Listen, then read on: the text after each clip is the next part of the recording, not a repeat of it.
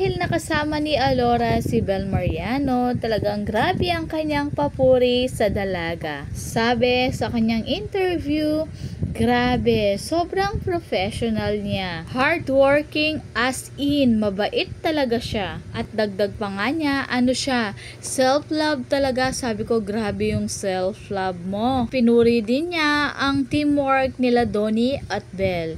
Yan ang mga sabi niya sa kanyang interview about kay Bel. Sabi nga niya, kunwari walang taping at busy naman ang dalawa sa kanilang mga commercial. Napapalakpak pa nga si Melay sa interview na yon sa mga sinabi ni Alora. Sabi nga niya, bata pa lang ay nakikita na niya si Bel at makikita natin ang pagiging down to earth niya at kanyang motivation na gusto niyang umasenso. At dagdag pa nga niya na talagang professional ang Don Bel pagdating sa kanilang mga trabaho.